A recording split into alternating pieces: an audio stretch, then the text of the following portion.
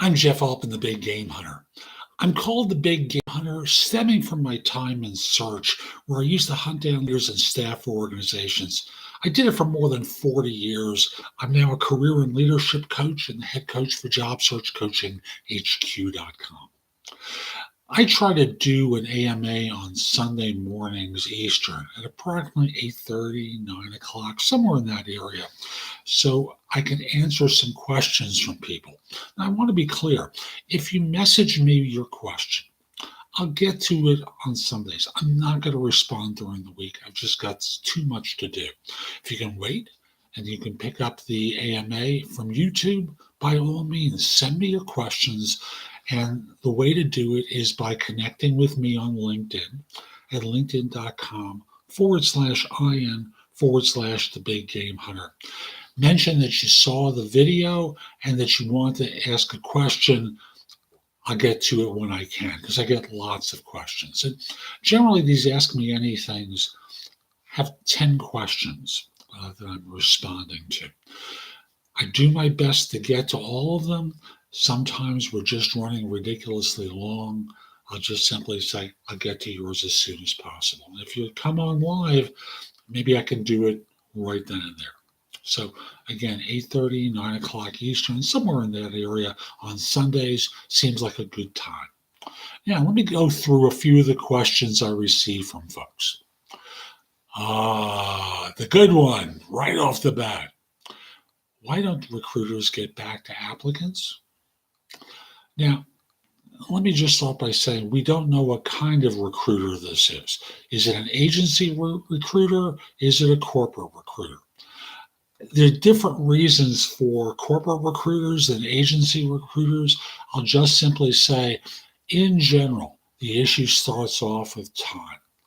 Time to respond and be courteous and answer your questions, but, and all the hammering and but I can do this job, kind of situations that you have to. So generally the reason people don't get back is they don't have time and they don't have interest for arguing.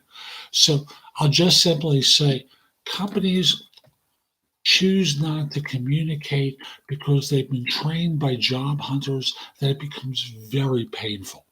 At best, you wind up with an email. Sometimes I heard one miracle situation recently where a firm actually told the job hunter why they weren't hired. It's extraordinary. Rarely happens. And I did search for more than 40 years. So I'll just say they choose not to do it because of time and because they've been trained that you're going to argue for your position. There's no way they can win that. It just is a time suck. So understand that's what goes on. And let me go to my second question after the sip of coffee. Question number 2, should I use my middle initial on my resume when applying for a job? Well, if your name is common, if you know that there are a lot of people with your name, yes, include an initial. If it's not the way you'd normally be addressed, don't include the initial. So, my middle initial is S, and I use my nickname, Jeff. So if I use Jeff S. Altman, not going to be a big hit in my mind, and it's going to be hard to find correlating information about me. If that's what you want, if you want to be invisible, by all means, do it. But for those of you who are not used to, who are used to using a middle name, use it. If not, don't use it. So to just simplify that answer, only if that's the common thing that you do, only if it's a common name. Otherwise, do not bother. Question number 3. How would you handle a question in a job interview where you were asked if you will verbally pledge that if hired, you will not leave the job for a competitor for at least 2 years, regardless of how attractive an offer you might receive? Wow. I'm making faces in disbelief because, frankly, It just seems like it's a ridiculous thing for an employer to do because they're asking you to lie. It's a verbal commitment. If their circumstances change, they're not keeping up with their side of this bargain. They're just demanding it on you. So there are a couple of ways I would respond. Number one is, it depends. If I'm treated poorly, I'm not going to stay. Why would I? If you're going to be abusive, as some employers, can be, if you don't treat me fairly, if the work isn't how you represent it to be, why would I stay? So my goal is finding an employer who's going to treat me well, where I can learn and grow and get ahead. And if you betray what you've told me, I'm not going to stay.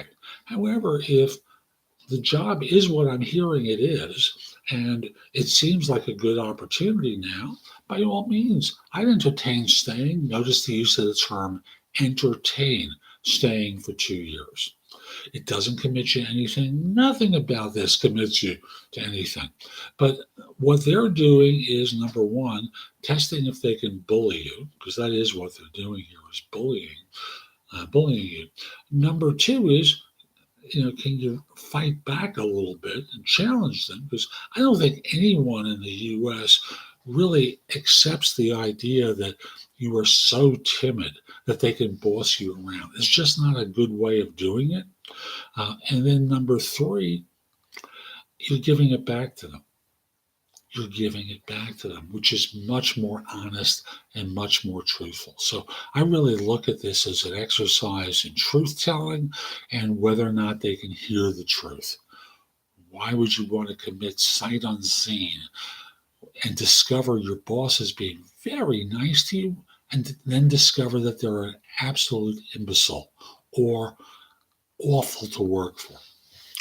What should I do after sending an email to a recruiter asking them about the hiring decision, but he didn't reply? I would send one more email. The subject line would say, "Are you okay?" Question mark. The body of the email would read, I interviewed with you on such and such date. I followed up with an email on this date and I haven't heard back. Are you okay? I just want to make sure nothing's happened to you. Just want to make sure you're all right, and would appreciate a message back. What that does is it flushes them out. It makes them think in terms of, that you have a concern and that they're hiding from you, because that is really what they are. They want you to just go away. Their hiding from you wasn't good enough, and that you actually had some concern. That's the way I always did it when I was in search, when I had a client or a job applicant disappear on me. Are you okay? Became a great way to flush them out. When a recruiter or interviewer asks you why you want to leave your job, what is the best answer? Now, a lot of people think that what you're supposed to do is, I want to join an organization where I can learn, I can grow, I can get ahead. They think that's the right answer. They think that what you're supposed to say are things that, basically translate into, I don't want to criticize my current employer. They've been very good to me. However, and then going on with some explanation that's basically criticism. I believe in the truth. It's easier to remember the truth. Now, I don't want you to say my boss is an a-hole. That's not useful truth. All it does is it shows you as being an intolerant individual. But what is useful truth is saying to someone, I've got an opportunity. I've been with this organization for several years, 5 years, 5.5 years, 3, whatever it is. And the one thing that's very clear is if I want to stay in my role, I can do this for the next 10 years of my life without any problem whatsoever. But, I'm more ambitious than that. What I'm looking for is an organization where I can learn and grow and get ahead, and at the same time work as part of a team of individuals that's inspired, committed, stuff along those lines. And stuff along those lines wouldn't be part of the answer. But you kind of give them this answer that's a little bit more textured, that talks about how you've done very well at your current firm and what you want to do is learn and grow and get ahead. Do you need a cover letter to apply for a job? No! But not having a cover letter or actually a cover email is a missed opportunity. A cover email, what that does is it gives you an idea or gives them an opportunity. Let me try that again. You're able to use the cover email to sell yourself. It's an opportunity to tie the bow on your background to make the fit obvious for them. Not including a cover letter or a cover email is a missed opportunity to sell yourself. Include one, but there's no requirement that you use one. Next, okay. What are good follow-up questions to ask an employer at the end of an interview for a sales position? I think these questions I'm going to offer you are good no matter what the position is. Here we go. So let's say you hire me and it's a year from now, and I haven't just done a good job. I have done a spectacular job, far exceeding your expectations. What would I have accomplished during that year that would cause you to think that way? What you're able to do by asking a question like that is to see whether your boss or future boss is insane in their expectations. To me, that's priceless. I could tell you a story, I've done it in too many videos, about someone who joined the position, who joined the firm, and discovered that 80% of the money had been spent, but only 20% of the work had been done. You want to find out through that question I offered up what the expectations are, how they're going to measure your success going forward. You can also ask them, let's say you hire me and I come on board. What are your expectations for me over the first 30, 60, or 90 days? Both these questions taken together work very, very well. How important is it for job titles in a background check to be totally accurate? Well, I'll just simply say if they're not accurate, they're totally inaccurate. So you can say, I'm going to give an example. You can say you are a programmer level 14, or you can say you're a lead developer based upon functionally what you do. I would say lead developer instead of programmer level 14 is the correct answer. So, you can always, in talking with an employer and sending in an application, you can say that on your resume, you used the functional role, the functional title to reflect your work, and opted not to include your institutional title of, for example, programmer level 14 or accountant, senior, senior level 2. Whatever it is, just describe yourself functionally and that'll be okay. Why is it hard to find jobs without personal connections to the employer? I love this question. And the answer is because you're going through a screening process if you're not dealing with personal connections. After all, what they're going to measure you on is flat information. And the statistics are that 70% of positions are filled as a result of networking. And of the 70% of them, or 49%, are filled as a result of introductions to people that your network knows who you don't. So understand that it's not per se that it's hard. However, employers give a leg up to people who are referred internally or by someone on their staff because it's like receiving a testimonial. It's more valuable that way. Why are so many employers so afraid to hire students or recent grads? Boy. So this is my last question. I'll just, unless someone sends a question into me live, the reason that they're quote unquote afraid, it's not that they're afraid, but you don't know enough. That's a hard thing for people to hear. You don't know enough to do the jobs that they need filled.